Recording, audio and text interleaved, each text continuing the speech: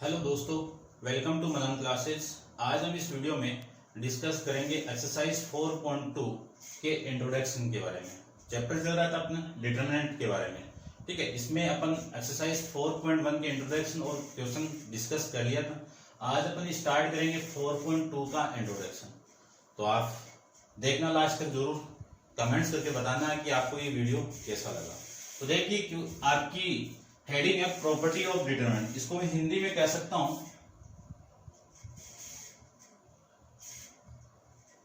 सारणिकों के गुणधर्म। इसको मैं हिंदी में कह सकता हूं।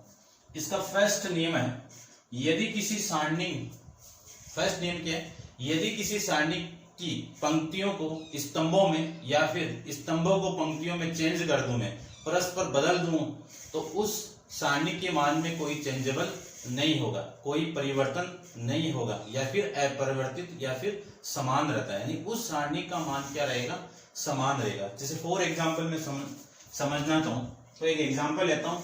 देखिए, delta equal to A1 B1 C1 A2 B2 C2 A3 B3 C3, ये आपकी इक्वेशन नंबर फर्स्ट है। इसका जो मान आएगा, चलो इसको मान ही ले लेता हूं। देखिए, यहां से डेल्टा का जो मान आएगा वो कितना आएगा, इसको सोल्व करूंगा इसके रेस्पेक्ट के अंदर, तो कितना A1 इंटू ये कैंसिल आउट, इन दोनों का multiply B2 C3 plus B3 C2 minus B1 A2 C3 A3 B2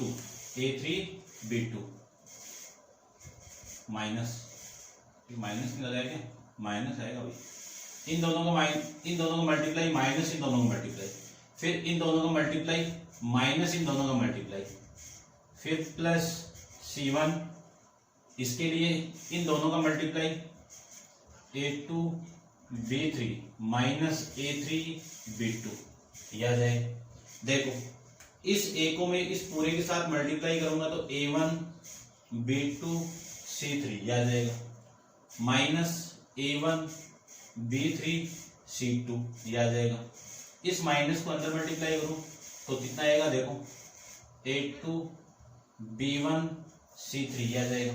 ये minus minus plus A3 B1 C2 plus A2 B3 C1 minus A3 B2 C1 यह आ जाएगा।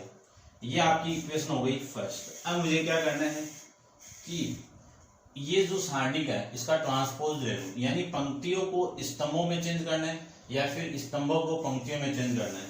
तो इसका मैं ट्रांसपोज लूं तो एक ही बात है। ठीक है, तो देखो, इसका ट्रांसपोज करूंगा तो ये पंक्ति स्तंभ में change, A1 B1 C1 A2 B2 C2, ठीक है। और ये आप ठीक है, फिर ये A3 B3 C3। देखो, सारी वैल्यू किसमें चेंज हो गई, पंक्तियों में चेंज हो गई। यानी जो पंक्तियों में नहीं, पंक्तियों की संख्या किसमें चेंज हो गई, स्तंभों में चेंज हो गई।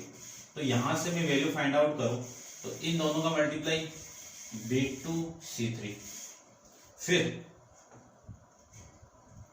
माइनस इन दोनों का multiply C2 B3 minus A2 इन दोनों का multiply B1 C3 minus C1 B3, ये वैल्यू आ जाएगी। इस एलिमेंट के लिए A3 B1 C2 minus C1 B2, ये वैल्यू आ जाएगी। देखो ध्यान से, इस A1 को मैं अंदर मल्टीप्लाई करूं तो A1 B2 C3 minus A1 B3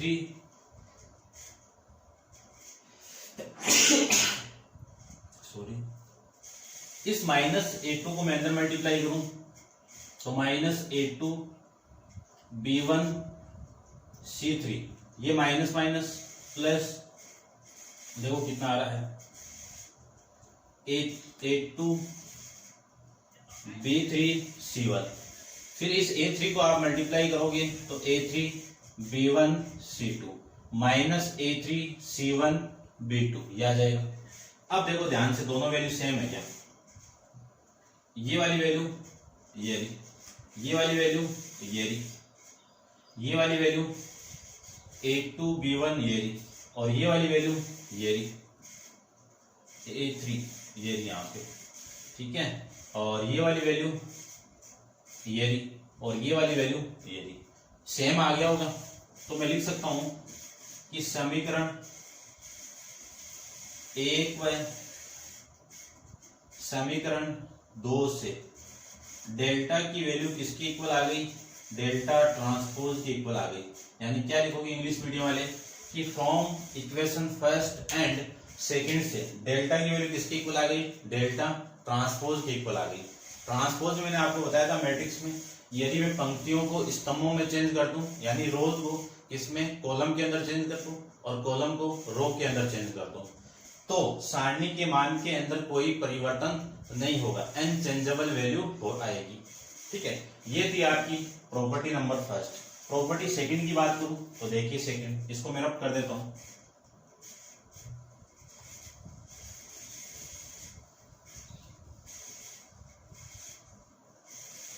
देखिए प्रॉपर्टी सेकंड के अंदर आपको क्या ध्यान में रखना है, किसी सेकंड है, यदि किसी सारणी की दो पंक्तियों को, यहां पे लिखना आपको, चलो मैं लिख देता हूं। सेकंड आपकी, यदि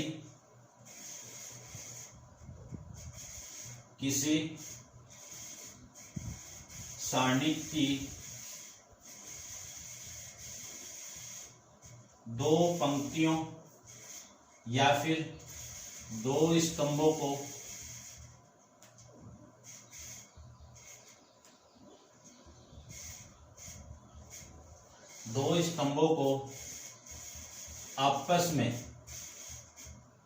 आपस में बदल दिया जाए तो सारणी के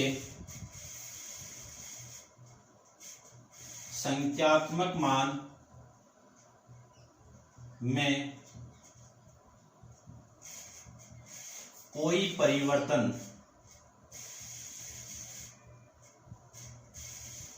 नहीं होता है, परंतु उस सारणी के मान, यानी उस संख्यात्मक मान का चिन्ह, उस संख्यात्मक सारणी का बोल सकते हो या फिर संख्यात्मक मान का चिन्ह बदल जाता है। ये आपका, जैसे डेल्टा की ये वैल्यू है, डेल्टा ये वैल्यू, अब डेल्टा के अंदर यदि मैं इन दोनों की, मान लीजिए डेल्टा की वैल्यू, डेल्टा 1 की वैल्यू, मैं क्या कर रहा हूं, दो पंक्ति, ये आपकी R1 है, ये R1 है और ये आपका R3 है, इन दोनों को आपस में चेंज कर रहा हूं, तो साइन अपन ये यूज करेंगे, ठीक है। अपन पढ़ेंगे एलिमेंट्री ऑपरेशन के बारे में, संक्रिया के बारे में। तो डेल्टा 1 की वैल्यू देखो कितनी आ रही है, A3 B3 C3, A2 B2 C2, A1 B1 C1। तो देखो मैंने इन दोनों को आपस में चेंज किया है, तो इस डेल्टा का जो मान आएगा, इस डेल्टा 1 के मान के इक्वल ही आएगा, क्या आएगा, इक्वल आएगा। लेकिन यहाँ पे आपका पॉजिटिव साइन है तो यहाँ पे क्या आएगा, आपका नेगेटिव साइन आएगा। समझ गए होंगे। एक एग्जांपल लेता हूं मैं, देख के ध्यान से। एक मैट्रिक्स आपकी ए, जैसे डेल्टा ले लेता हूं, जो सारणी की आपकी एक है 1 0 2 -3 2 0 -1 2 0, ठीक है। यहाँ पे मैं 2 ले लेता हूं और यहाँ पे मैं 0 ले लेता हूं। अब देखो डेल्टा 1 की वैल्यू, इनको आपस में दो को चेंज कर देता हूं, इन दोनों को चेंज किया मैंने, तो इन दोनों को कर लेता हूं। देखो किसी को भी कर सकते हो, आपकी मर्जी है। 1 2 2, ये -3 2 0 1 0 0। तो अब इन दोनों की वैल्यू में अंतर देखो कितना आएगा। इस डेल्टा की वैल्यू कितनी आएगी, इस 1 के लिए ये पंक्ति और ये स्तंभ को छोड़ो, तो 1 इंटू इन दोनों का मल्टीप्लाई कितना आपका 4 माइनस 0, क्या जाएगा -0। इस 0 के लिए पूरा छोड़ दो, 0 आएगा। इस 0 के लिए +0, ठीक है, तो मैं 0 प्लस ये लिख देता हूँ, 0 + 0। तो इस डेल्टा की वैल्यू कितनी आ गई, 4 आ जाएगी। समझ गए होंगे। अब मैं इस डेल्टा 1 की वैल्यू फाइंड आउट करूं, तो डेल्टा 1 की वैल्यू देखो, इस 1 के लिए इन दोनों का मल्टीप्लाई 0, इन दोनों का मल्टीप्लाई 0, ये आ जाएगा। फिर -2 के लिए ये कैंसिल आउट, ये इन दोनों का मल्टीप्लाई 0, इन दोनों का मल्टीप्लाई 0, फिर +2, इस 2 के लिए देखना, इन दोनों का मल्टीप्लाई 0, इन दोनों का मल्टीप्लाई -2। तो डेल्टा 1 की वैल्यू, ये तो पूरा 0 हो जाएगा, देखो 0 -0 और ये 2 इंटू -2 कितना -4। तो इन दोनों ध्यान से देखना, ये तो 4 है, ये आपका -4 है, तो मैं इस 4 को देखो डेल्टा 1 = 4, तो ये माइनस इधर लेके आऊंगा तो यहाँ पे हो गया। तो इक्वेशन फर्स्ट हो गई, ये इक्वेशन नंबर आपकी सेकंड। इन दोनों इक्वेशन से क्या लिख सकता हूँ कि डेल्टा की वैल्यू किसके इक्वल है, डेल्टा 1 के इक्वल है। समझ गए होंगे। तो एक एग्जाम्पल लिया है मैंने यहाँ पे, ये था आपका नियम,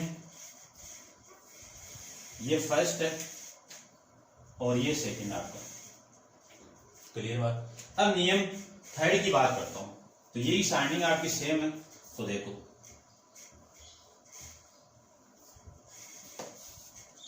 यदि किसी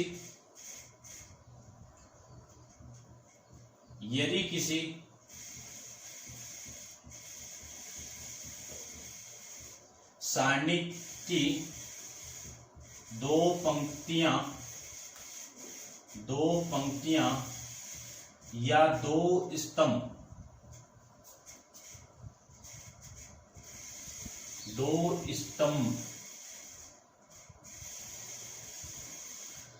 समान मतलब एक जैसे हो, समान हो, तो उस सारणी का मान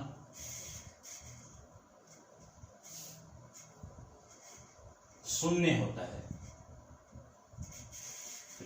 उस सारणी का मान क्या होता है, शून्य। जैसे सपोज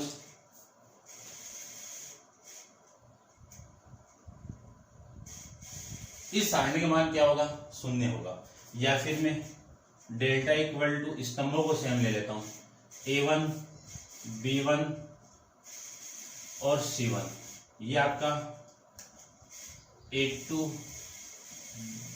A3, ये आपका, या फिर यहां पे मतलब इसको ले लो, ये आपका B1 B2 B3 A1 A2 A3।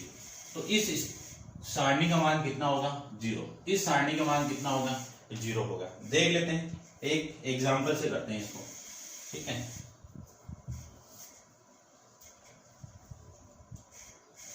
देखिए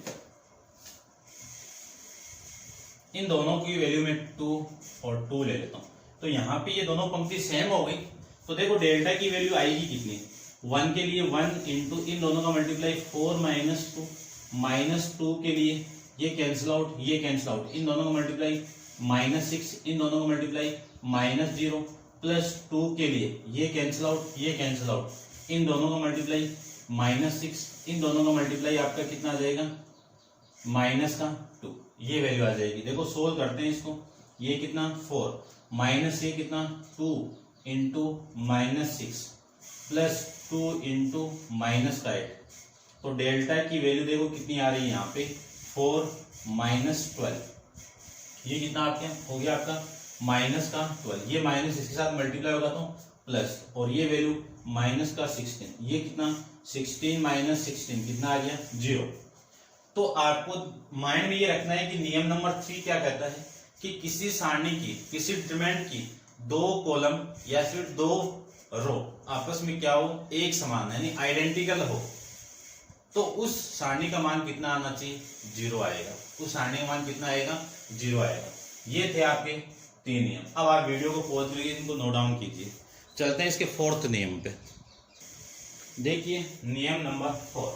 नियम नंबर 4 के अंदर क्या है, यदि किसी सारणी की किसी भी पंक्ति या किसी भी स्तंभ को किसी कांस्टेंट वैल्यू यानी अचर पद से मैं मल्टीप्लाई कर दूं, क्या लिखा है, सभी अव्यय को एक अचर राशि, सभी एलिमेंट को एक अचर राशि मल्टीप्लाई कर दूं, गुणा कर दिया जाऊं, तो सारणी के मान में भी कैसे गुणा कर देते हैं। जैसे सपोज डेल्टा इक्वल टू एक वैल्यू आपकी a1 b1 c1, a2 b2 c2, a3 b3 c3।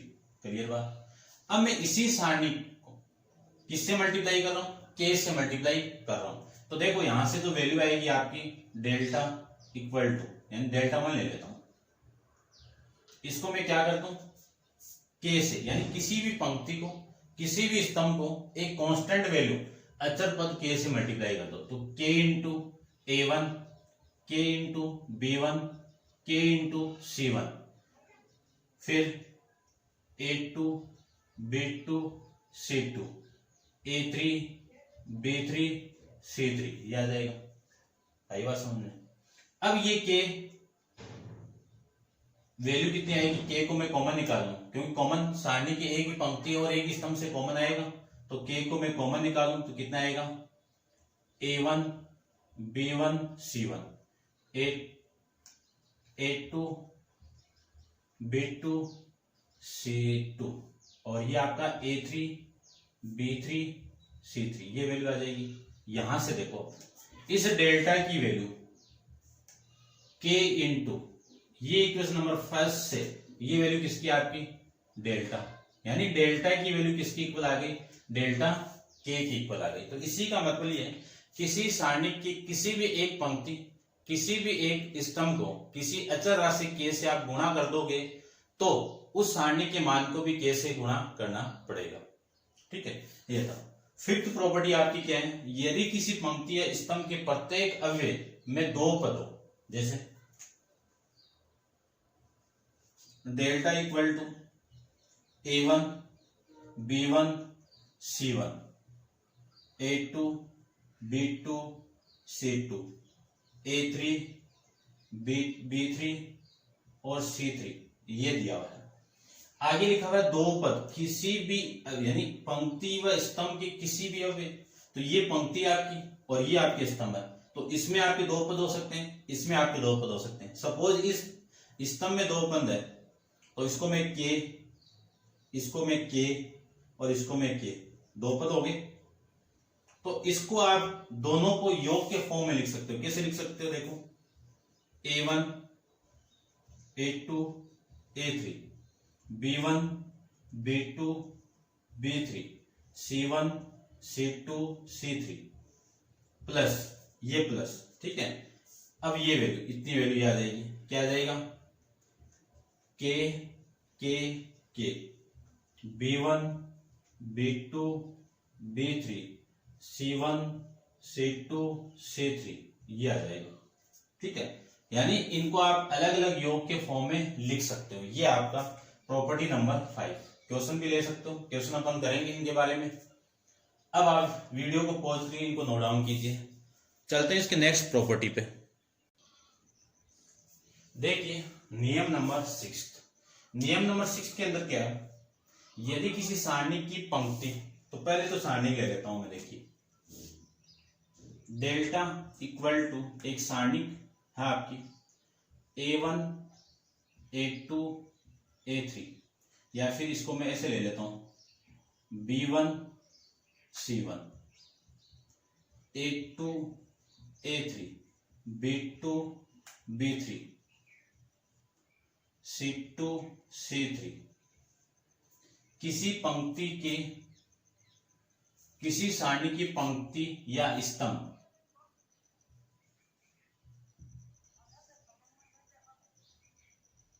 के अवयव में किसी अन्य, तो देखो एक पंक्ति आपकी A1, B1 और C1, A2, B2, C2, A3, B3, C3। क्या बोला अगले ने? किसी अन्य पंक्ति या स्तंभ के अवयव को अचर राशि के से गुणा करके जोड़ दिया या घटा दिया जाए तो सारणी के मान में कोई परिवर्तन नहीं होगा। तो ये आपकी सारणी थी। तो इस पंक्ति या फिर इस स्तंभ को, इस पंक्ति को लेके चलता हूं, इस पंक्ति के अंदर किसी अन्य पंक्ति को, तो या तो ये ले लो या फिर ये ले लेता हूं मैं। इसके अंदर मैं k से गुणा कर दूं, तो k से गुणा करो, कितना? k A2, इसको k से करो k B2, और इसको k से करो k C2। ये आएगा। जोड़ दिया जाए,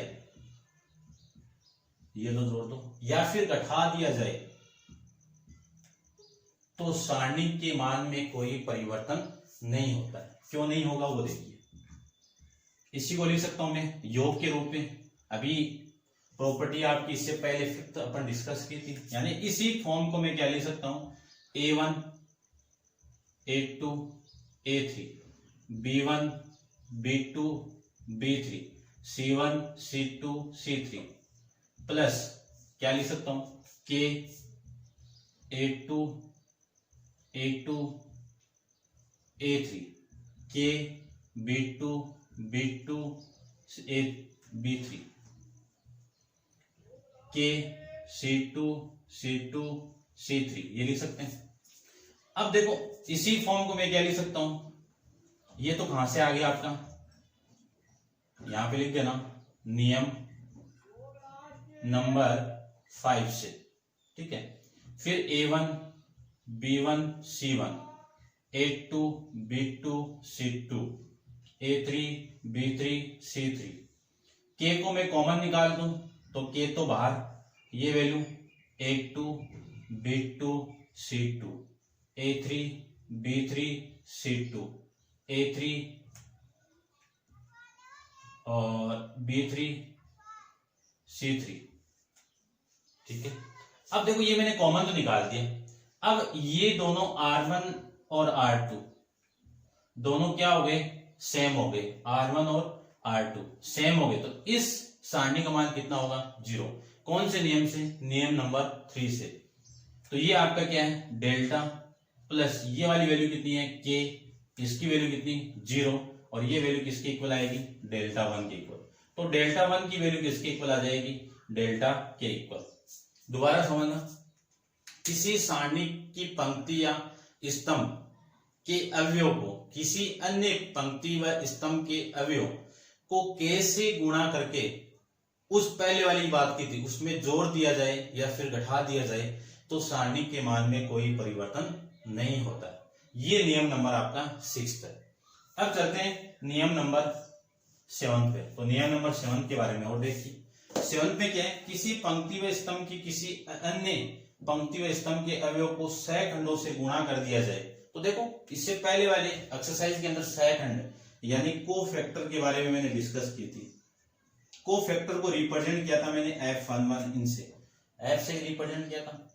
तो ये आपकी डेल्टा की वैल्यू है, ठीक है। इस अवयव यानी ये अवयव कौन कौन से? A1, B1, या फिर मैं इसको ऐसे ले लेता हूं। देखो डेल्टा इक्वल टू A 2 3 1 2 3 1 2 3 ये ले लेता हूं। इस पंक्ति के सापेक्ष सह खंडों से गुणा कर दूं तो देखो ये तो वैल्यू आएगी आपकी A11, B12 और C13। इसके संगत सह खंड कौन से? F11, F12, F13। इनसे आप गुणा करके जोड़ दो तब तो इसका मान कुछ ना कुछ आएगा। क्या आएगा? कुछ ना कुछ आएगा। यदि मैं इसी की बात करता हूं कि A11 B12 C13 इस पंक्ति के अवयव को किसी अन्य पंक्ति के सहखंडों से, यदि इसके सहखंड, इसके सहखंड कौन कौन से, F21, इसका सहखंड एलिमेंट का कौन सा, F22, इसका सहखंड कौन सा, F23, इनको गुणा करके जोड़ दो तो इसका मान क्या आएगा, तो 0 आएगा। क्लियर बात। या फिर इस पंक्ति के अवयवों को इस पंक्ति के अवयव के सहखंडों से गुणा कर दूं तो वैल्यू कितनी आएगी, 0 आएगी। देख लो, A11 F31 प्लस B12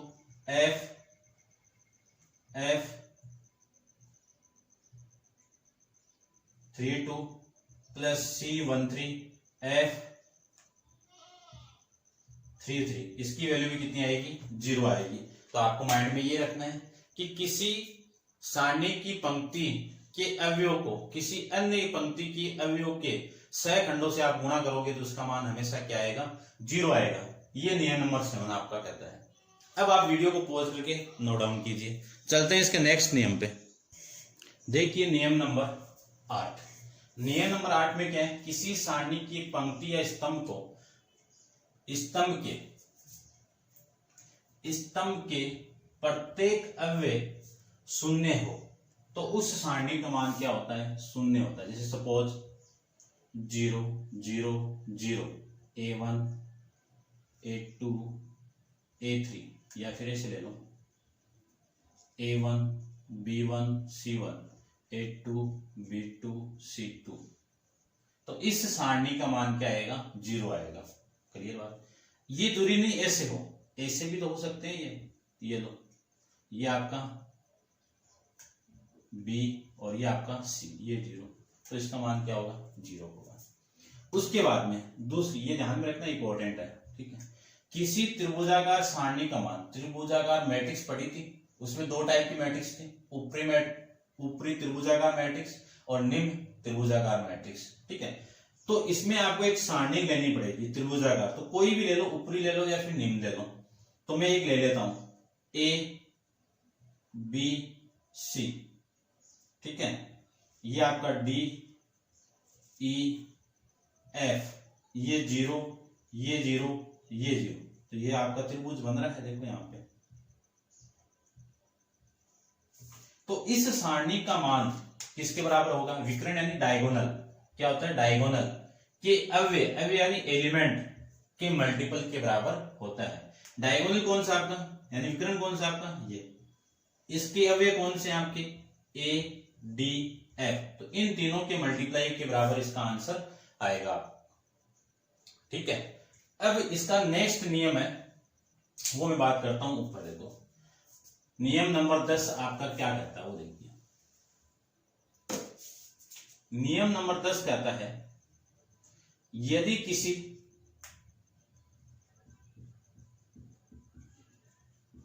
सारणी के अवयव, यदि किसी सारणी के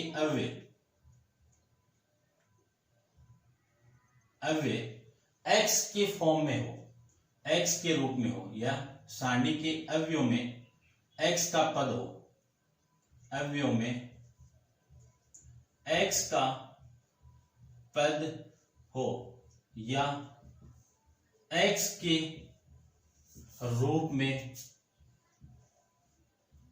बहुपद हो, तो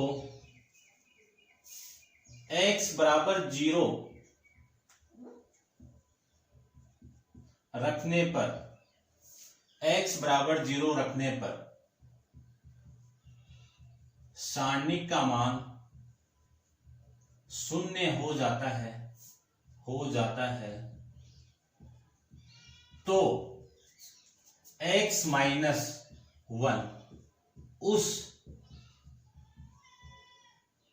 उस सारणी का गुणनखंड होगा। क्लियर बात। वही पॉलिनोमियल बहुपद की तरह है कि किसी बहुपद के अंदर x इक्वल टू आप कोई भी वैल्यू पुट करोगे तो उस बहुपद का मान 0 हो जाता है, तो वो वैल्यू, वो मान उस बहुपद का क्या होगा, एक फैक्टर होगा, एक गुणनखंड होगा। ये थी आपकी प्रॉपर्टी ऑफ सारणी, यानी सारणिकों के गुणधर्म। इंपॉर्टेंट है, इन्हीं का यूज होगा आगे क्वेश्चन के अंदर, तो आप इनको ढंग से रिवाइज करना, नोट्स के अंदर आप लिख लेना इनको। अब चलते हैं इसके नेक्स्ट हेडिंग पे, एलिमेंट्री ऑपरेशन के अंदर। देखिए एलिमेंट्री ऑपरेशन, प्राइमरिक संक्रिया, इसमें क्या होता है, इसमें दो टाइप्स की ऑपरेशन चलते हैं, एक तो कॉलम को लेकर, या फिर मैं पहले पंक्ति लिख देता हूं पंक्ति के रूप में, और दूसरा आपका किसमें होगा, स्तंभ। यदि पंक्ति में लगा रहे हो तो पूरे क्वेश्चन के अंदर पंक्ति में लगाना पड़ेगा, यदि स्तंभ में लगा रहे हो तो पूरे पंक्ति, पूरे क्वेश्चन के अंदर स्तंभों में लगाना पड़ेगा। तो इसमें फर्स्ट प्रॉपर्टी है, कोई रो चेंज हो रही है आपकी, या फिर ऐसे कर दो, कोई भी आपकी रो है वो चेंज हो रही है, कैसे, R1 प्लस R2 में। तो इसका मीनिंग क्या है, R1 के अंदर R2 आपका ऐड हो रही है, ये R1 पंक्ति R2 के अंदर ऐड या फिर माइनस हो रही है, ठीक है। या फिर मैं बात करूं सेकंड की, कि R1 और R2 है, इसका मीनिंग क्या है, ये दोनों पंक्ति आपस में परिवर्तन हो रही है, आपस में चेंज हो रही है, ठीक है।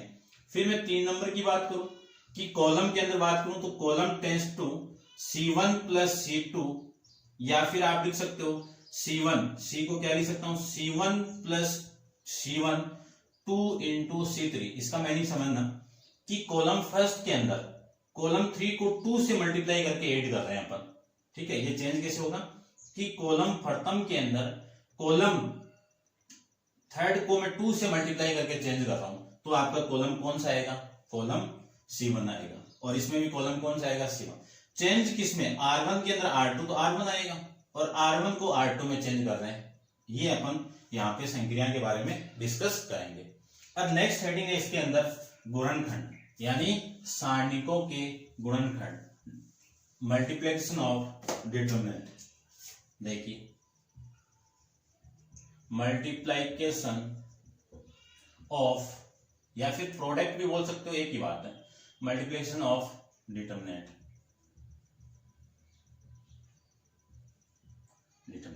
सारणिकों के गुणनखंड, क्लियर बात। तो इसमें फर्स्ट गुणनखंड है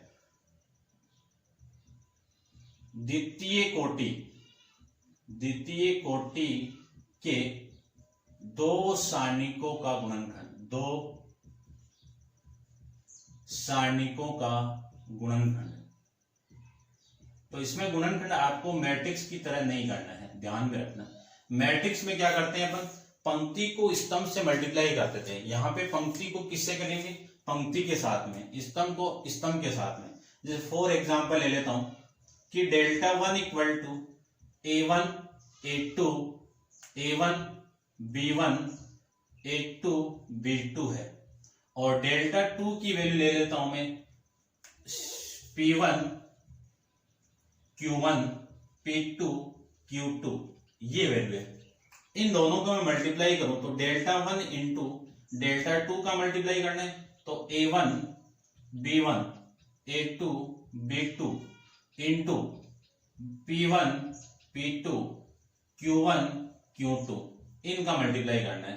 तो इस रो को इस रो के साथ मल्टीप्लाई करना है, तो इस एलिमेंट का इस एलिमेंट के साथ मल्टीप्लाई करोगे तो आपकी जो वैल्यू आएगी वो कितनी आएगी, A1 P1 plus B1 Q1, clear बात। अब इस रो को इस रो से मल्टीप्लाई करूंगा तो A1 P2 plus B1 Q2, इस रो का इससे मल्टीप्लाई करोगे तो A2 P1 plus B2 Q1, इसका मल्टीप्लाई इसके साथ में करूंगा तो A2 P2 plus B2 Q2, ये आपका इसका आंसर आ जाएगा, क्लियर बात। सेकंड अपन बात करेंगे तृतीय कोटि की बात करेंगे, थर्ड ऑर्डर की बात करेंगे। तो थर्ड ऑर्डर के अंदर मैं एक सारणी ले लेता हूं, डेल्टा 1 इक्वल टू क्या लू, A1 A2 A3 B1 B2 B3 C1 C2 C3, ये ले लिया। डेल्टा टू की वैल्यू ले लेता हूं मैं, P1 P2 P3 सी, फिर Q1 Q2 Q3 R1 R2 R3। Clear बात। अब इन दोनों का मल्टीप्लाई करना है, तो R1 into delta 1 into delta 2 का मल्टीप्लाई करना है। तो इस पूरी रो के साथ मल्टीप्लाई, तो A1 का A1 into P1 B1 into Q1 plus C1 into R1, ये आ जाएगा। अब इसका मल्टीप्लाई इसके साथ में, तो A1 P2 plus B1 Q2 plus C1 R2, ये आ जाएगा। अब इसका मल्टीप्लाई इसके साथ में करेंगे तो कितना आएगा, A1 P3 B1 Q3 plus C1 R3, ये आ जाएगा। अब इसका मल्टीप्लाई इसके साथ में कर दो, यानी रो को पंक्ति इससे मल्टीप्लाई, तो देखो A2 P1 B2 Q1 और C2 R1, A2 P2 B2 Q2 plus C2 R2। अब इसका इसके साथ मल्टीप्लाई कर दो, तो A2 P3 plus B2 Q3 plus C3 C2 R3 के साथ में, यह आ जाएगा। अब इसका मल्टीप्लाई इसके साथ में कीजिए, तो इसका मल्टीप्लाई करूंगा तो कितना, A3 P1 plus B3 Q1 plus C3 R1, फिर A3 P2 B3 Q2 plus C3 R2, फिर A3 P3 B3 Q3 C3 R3। ये आपका A1 यानी डेल्टा 1 का मल्टीप्लाई डेल्टा 2 के साथ में आ जाएगा। इसी तरह अपन डिस्कस करेंगे किसके बारे में, 3 नंबर पे बात करते हैं अपन कि द्वितीय कोटि व तृतीय कोटि की सारणिकों का गुणनफल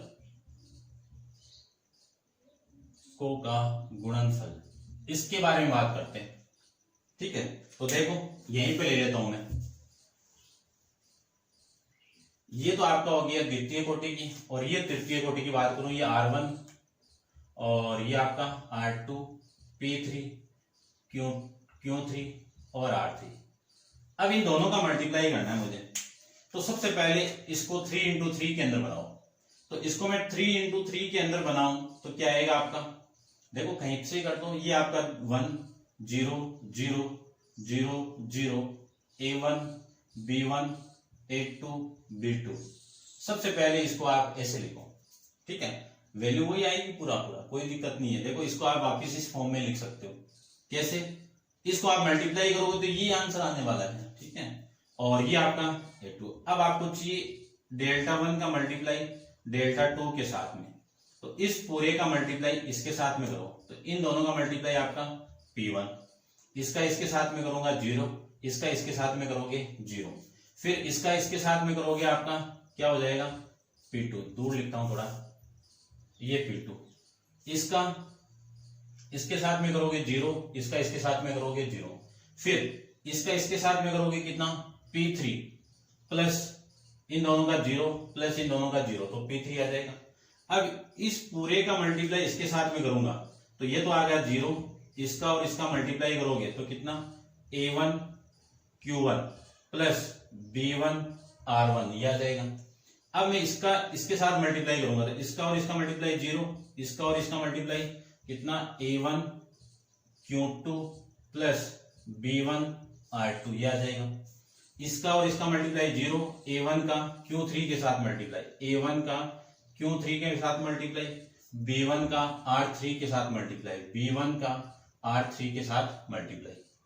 अब इस पूरे रो का इस रो के साथ मल्टीप्लाई, तो 0 का इसके साथ मल्टीप्लाई 0, A2 का इसके साथ मल्टीप्लाई कितना आएगा A2 into Q1 plus B2 into R1 ये आ जाएगा। इसका इसके साथ मल्टीप्लाई 0, A2 का Q2 के साथ multiply A2 into Q2 plus B2 का R2 के साथ मल्टीप्लाई B2 इंटू R2, 0 का इसके साथ मल्टीप्लाई 0, A2 को Q3 के साथ मल्टीप्लाई, तो A2 Q3 plus B2 R3 के साथ मल्टीप्लाई। ये आपका दो सारणी का मल्टीप्लाई आ जाएगा। तो अपन सारणिकों के गुणनफल यानी सारणी दी हुई है उनको अपन गुणा कैसे करेंगे, ये सारा आपको मैंने यहाँ पे इंट्रोडक्शन के अंदर बता दिया। ठीक है, तो मैट्रिक्स की तरह नहीं है, मैट्रिक्स के अंदर पंक्ति को स्तंभ से मल्टीप्लाई करते हैं, यहाँ पंक्ति को पंक्ति से मल्टीप्लाई करेंगे। ठीक है, ये तो आपकी एक्सरसाइज 4.2 का इंट्रोडक्शन के बारे में। अब अपन इसके जो क्वेश्चन आएंगे वो अपन नेक्स्ट वीडियो के अंदर डिस्कस करेंगे। आज के लिए इतना ही। Thank you so much.